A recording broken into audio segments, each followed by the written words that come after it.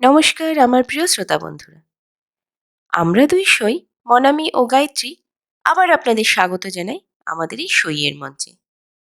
সইয়ের আজকের নিবেদন ভালোবাসি তোমায় গল্পের ৩১তম পর্ব। আমাদের গল্পটি কেমন লাগছে তা কমেন্ট সেকশনে লিখে জানান প্লিজ। আপনাদের একটিমাত্র কমেন্ট আমাদের এগিয়ে নিয়ে যেতে উৎসাহিত করবে। আমাদের গল্পটি ভালো লাগলে লাইক, কমেন্ট ও শেয়ার করুন।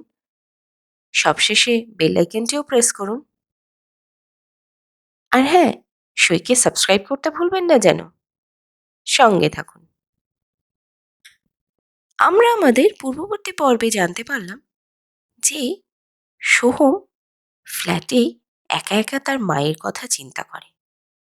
স্বপ্নে সে তার মাকে দেখতে পায়। তার মায়ের শেষ চেহারাটুকু তার মনে ভেসে ওঠে। ছোট বাচ্চার মতো সোহম তার মাকে ডেকে ওঠে। সোহম চায় তার মাকে স্পর্শ করতে, কিন্তু সে পারে না। এইবার কি হলো সেটি জানতে হলে আমাদের পর্বগুলির সঙ্গে থাকুন। সোহম বসেই থাকলো অনেকক্ষণ। রোদ বাড়াতে অস্বস্তি হলো, এতক্ষণে একটু সুস্থ লাগছে।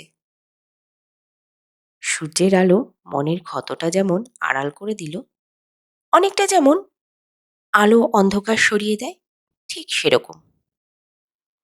তবুও শরীরটা যেন বেশ অবশ হয়ে আছে। কিছু করার ইচ্ছে না থাকলেও করতে হবে। এভাবে তো বসে থাকলে চলবে না। ধীরে ধীরে উঠল সোহম। এই মুহূর্তে একটাই চিন্তা, নিজেকে স্বাভাবিকে আনতে হবে।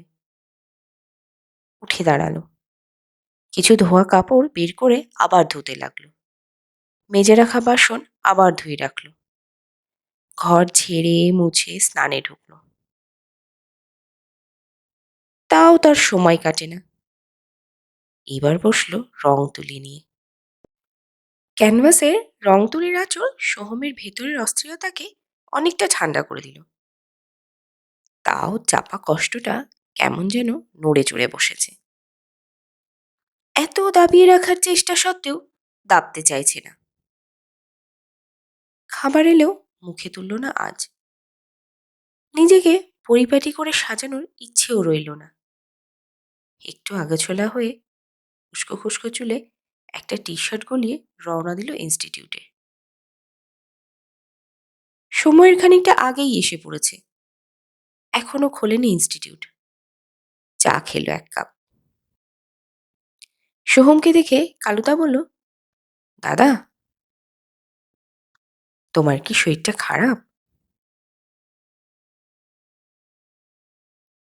সোহম মুখে কিছু বলল না, হাত নাড়িয়ে বুঝিয়ে দিল না। একটা চেয়ার নিয়ে বটগাছের নিচে বসে রইল। যতই শক্ত মনে হোক, যতই যুদ্ধে জিতে যাওয়া বীর পুরুষ হোক, যতই জীবন যুদ্ধে লড়াই করে বেঁচে থাকা মানুষ হোক, নিজের দুর্বলতা যখন তাকে আষ্টে পৃষ্ঠে বেঁধে ফেলে, লড়াই করে ফের উঠে দাঁড়ানোটা যে ভীষণ কষ্টদায়ক, সেটা সোহম হাড়ে হাড়ে বোঝে। সোহমও তার বাইরে যেতে পারছে না। বটগাছের তলায় চেয়ার নিয়ে একা একা বসে রইল। রাস্তা দিয়ে গাড়ি যাচ্ছে আসছে, যে যার মতো নিত্যকর্মের তাগিদে ছুটেই চলেছে এক নতুন আরম্ভের জন্য। সোহমের মনে হচ্ছে এত ভিড়ে সে একা, ভীষণই একা। একটা হাত চাই শক্ত, নির্ভরতার, যে এই মায়াবী অতীত থেকে টেনে হিঁচড়ে বের করে এক স্বাভাবিক জীবনে ফিরিয়ে নেবে। একা একা আর বেরোতে পারছে না এই চক্রব্যূহ থেকে। পুরনো স্মৃতি তার বর্তমানকে হারিয়ে দেয়। ছোট্ট সোহম বারবার জিতে যায় বর্তমানের সাথে। একজন চায় যে ছোট্ট সোহমকে হারিয়ে বর্তমানকে জিতিয়ে দেবে। ইতিশা কি পারবে সোহমকে সেইভাবে আগলে রাখতে? যে ভয় আতঙ্কতে সোহম আজও দুমড়ে মুচড়ে যায়, বিদিশাকা পারবে ওর ভালোবাসা দিয়ে এই ভয়ঙ্কর স্মৃতি থেকে বের করে আনতে? সোহম বুঝতে পারে না, ভয় পায়। মনে হয় ও চিৎকার করে সবাইকে বলুক, আমি ভুলতে চাই আমার বীভৎস অতীত, আমাকে সাহায্য করো। খেয়াল করলো ইনস্টিটিউট খুলে গেছে। সোহম উঠে দাঁড়ালো, চেয়ারটা সরিয়ে ইনস্টিটিউটের দিকে রওনা দিল। কালুদা কিছু না বলে তাকিয়ে রইল সোহমের দিকে। ভাবতে লাগলো মাঝে মাঝে ছেলেটা কেমন যেন চুপচাপ হয়ে যায়। ইনস্টিটিউটে ঢুকে আজ আর রিসেপশনে বসলো না, সোজা চলে গেল নিজের ক্লাসে। কম্পিউটার খুলে মগ্ন হয়ে রইল নিজের কাজে। একে একে সবাই আসতে শুরু করলো। রিসেপশনে জমে উঠল আড্ডা। সবাই নিজের মতো হাসি ঠাট্টা আর আলোচনায় ব্যস্ত। এমন সময় বিদিশা ঢুকলো। আজ সোহমকে বাইরে না দেখে ভেবেছিল নিশ্চয়ই ভেতরে গল্পে মজেছে, কিন্তু ভেতরে সোহমকে দেখতে না পেয়ে একটু অবাকই হলো। সবাই বিদিশাকে দেখে নানা কথায় সামিল করে নিল ওকে। প্রথমে সোহমের খোঁজ করাটা একটু বাদো বাদো ঠিক ছিল, তাই সবার সাথে তালে তাল মেলাতে লাগলো। গেটের দিকে চোখটা আটকে গেছিল যেন, এত দেরি তো সে করে না। কিন্তু সোহম আর আসছে না, ভাবলো ফোন করবে। কিন্তু তার আগে একবার খোঁজ নেওয়াটাই ভালো মনে করলো বিদিশা। জিজ্ঞাসা করলো মৌমিতাকে, মৌমিতা, স্যার আসেনি?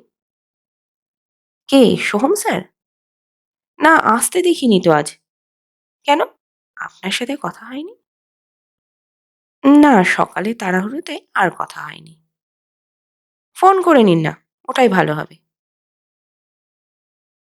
বিদিশা ফোন করতে যাবে এমন সময় পিয়ন বলল, স্যার তো সেই কোন সকালে এসেছে, আমারও আগে। বাইরে কালুদার দোকানে বসেছিল, তারপর এখানে খুলতেই উনি এলেন আর ওপরে চলে গেলেন। দেখলাম মনটা একটু খারাপ। আজ তো কোনো কথাও বলল না আমার সাথে। এই কথা শুনে বিদিশা দেরি করলো না, সবাইকে বলল, আপনারা কথা বলুন, আমি একটু আসছি। বলেই চলে যাচ্ছিল বিদিশা। আয়ুষী বাধা দিয়ে বলল, গিয়ে কি কোনো লাভ হবে বিদিশা? মন খারাপ থাকলে উনি কারোর সাথেই কথা বলেন না, জিজ্ঞাসা করলে রেগে যায়, তাই আমরাও একা ছেড়ে দিই। বিদিশা কথা বাড়ালো না, দ্রুত পায়ে সোহমের ক্লাসের দিকে পা চালালো। কাল ভালো মানুষ ছিল, এক রাতেই এমন কি হলো যে মন খারাপ? যা হোক, জানতে হবে। সোহমের ক্লাসরুমের সামনে এসে দাঁড়ালো বিদিশা। ভেতরে গুমোট অন্ধকার, শুধু কম্পিউটার স্ক্রিনের আলো পড়েছে সোহমের মুখে, তাই মনে হচ্ছে কেউ আছে। আস্তে করে দরজাটা খুলে ভেতরে এলো বিদিশা। লাইটগুলো জ্বালিয়ে দিতেই সোহম চমকে উঠল একটু। সামনে দাঁড়িয়ে বিদিশা। সোহম বলল, কখন এলে বিদিশা? বিদিশা চুপ করে ভালো করে দেখে যাচ্ছে সোহমকে। অদ্ভুত রকম বিধ্বস্ত লাগছে। চুলগুলো এলোমেলো, শুকনো মুখ, দীর্ঘ ব্যবহার করা একটা টি শার্ট, চোখগুলো কেমন যেন ফোলা মনে হচ্ছে, ঠোঁট দুটো কেমন যেন শুকনো। সোহম আবার জিজ্ঞাসা করল, কি বললে না তো কখন এলে? বিদিশা এগিয়ে এলো সোহমের দিকে, এলোমেলো চুলগুলো ঠিক করতে লাগলো। সোহম বলল, ক্যামেরা আছে বিদিশা, কি করছো? বিদিশা বলল, কিছু হবে না, সবাই জানে আমি তোমার কি হই। কি হয়েছে সোহম? সোহম স্বাভাবিক থাকার চেষ্টা করে যাচ্ছে, বলল, কোথায় কিছু হবে, কিছু হয়নি তো। বিদিশা এবার গালে হাত দিয়ে বলল, শেভ করনি কেন? তাকাও আমার দিকে, খেয়েছো কিছু? বিদিশার কথায় সোহমের প্রাণটা হো হো করে উঠল। ভাবল, কি করে বুঝলো আমি খাইনি? চুপ করে রইল সোহম। বিদিশা এবার দু হাত দিয়ে মুখটা তুলে বলল, আমার দিকে তাকিয়ে বলো, খেয়েছো কিছু? সোম বুঝতে পারছে না কিভাবে তাকাবে। বিদিশার চোখে চোখ রাখলে যদি নিজেকে সামলানো মুশকিল হয়ে যায়। পরিস্থিতি থেকে বাঁচতে বলল, না গো, খাওয়া হয়ে ওঠেনি আজ, পরে গিয়ে খেয়ে নেবো খন। একথা শোনা মাত্র বিদিশা যেন মুহূর্তে রূপ পরিবর্তন করে ফেলল। হাতটা খপ করে ধরে নিয়ে চেয়ার থেকে টেনে তুলতে তুলতে বলল, ওঠো তাড়াতাড়ি। সোহম জিজ্ঞেস করলো, কোথায়? বিদিশার যেন সেই তাড়া, বলল, চলো বলছি। সোহম ভাবল, না জানি কি হয়েছে। বিদিশার সাথে বিনা বাক্য ব্যয়ে উঠে এলো। বিদিশা সোহমকে নিয়ে সোজাসুজি কমন রুমে ঢুকলো। সোহম জিজ্ঞেস করলো, এখানে কেন বিদিশা? বিদিশা বলল, বসো না প্লিজ। সোহম বাধ্য ছেলের মতো বসে পড়ল। বিদিশা নিজের টিফিন বক্স খুলল, তারপর সোহমের দিকে এগিয়ে দিয়ে বলল, খেয়ে নাও প্লিজ। সোহম এক ঝটকায় উঠে দাঁড়ালো, বলল, না না বিদিশা, আমি খেয়ে নেবো কেন? আমি কিছু খেয়ে নিচ্ছি। তোমার টিফিন এখন শেষ হয়ে গেলে লাঞ্চে খাবে কি তুমি? না খেয়ে থাকা ঠিক না। বিদিশা সোহমের হাতটা ধরে বলল, আমার বয়ফ্রেন্ড কি আমাকে লাঞ্চে খাওয়াতে পারবে না? আহা, এমন বলছো কেন? তবে তুমি এমন বলছো কেন? প্রত্যুত্তরে বিদিশা জিজ্ঞাসা করল। সোহম চুপ করে কিছু একটা চিন্তা করে আবার বসে পড়ল, বলল, আচ্ছা দাও। বিদিশা টিফিনটা এগিয়ে দিল সোহমের দিকে, কিন্তু সোহমের হাত যেন আজ মুখের সাথে আড়ি করেছে। চুপচাপ খাবার নিয়ে বসে আছে সোহম। বিদিশা খুব ভালো করে সোহমকে লক্ষ্য করল। তারপর এক টুকরো লুচি সবজি দিয়ে সোহমের মুখের সামনে ধরল। সোহম আর নিজেকে ধরে রাখতে পারছে না। কত বছর, কত যুগ পরে কেউ আদর করে মুখের সামনে খাবার ধরেছে।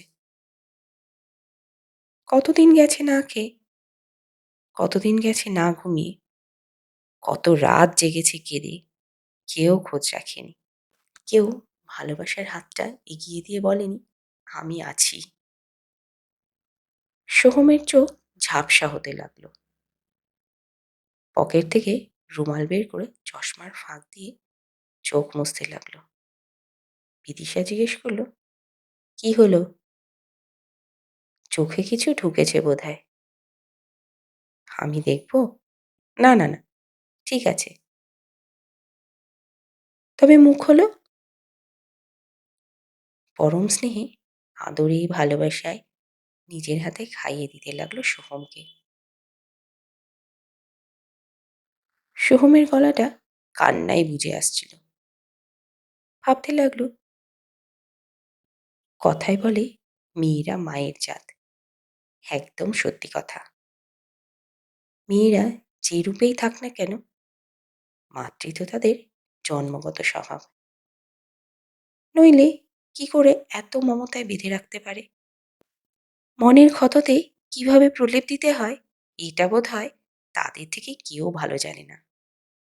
তাই বোধ হয় একটা সংসার বেঁধে রাখতে মেয়ে মানুষ দরকার। তারা তাদের আদরে, আবদারে, ভালোবাসায়, যত্নের বাঁধনে একটা সংসারকে যত্ন করে বেঁধে রাখে। কি ভাবছো? বিদিশা জিজ্ঞাসা করল। বিদিশার কথায় বাস্তবে ফিরল সোহম। একটু চমকে বিদিশার দিকে তাকিয়ে বলল, না না, কিছু না। বিদিশা খাওয়ানো শেষ করে ব্যাগ থেকে রুমাল বের করে মুখটা মুছিয়ে দিল। চুলগুলো চিরুনি দিয়ে বের করে আঁচড়ে দিল। চশমাটা খুলে চোখ দুটো মুছতে গিয়ে বুঝতে পারল সোহমের চোখের পাতা ভেজা। বিদিশা কিছু বলল না। সোহম এবার উঠে দাঁড়ালো, বলল, থাক থাক, অনেক আদর করেছ, আমি ঠিক আছি। সোহমের সত্যি ভালো লাগছিল। মনের চাপা পাথরটা হালকা হয়েছে অনেক। বেশ হালকা মনে হচ্ছে নিজেকে। সোহম দাঁড়িয়ে পড়তেই বিদিশা আমার সোহমের হাতটা ধরে ফেলল। সোহম বলল, কি হলো আবার? খেলাম তো, শুনলাম তো তোমার সব কথা। বিদিশা উঠে দাঁড়ালো, তাকাতে লাগলো এদিক ওদিক। সোহম জিজ্ঞাসা করলো, কিছু খুঁজছো? বিদিশা সোহমের কাছে এসে নিচু গলায় জিজ্ঞেস করলো, ক্যামেরা কি আছে এই ঘরে? না, নেই। সত্যি নেই? হ্যাঁ, সত্যিই নেই। সোহমের কথা শেষ হওয়ার আগেই বিদিশা ঝাঁপিয়ে পড়ল সোহমের বুকে, আষ্টে পৃষ্ঠে জড়িয়ে ধরল সোহমকে।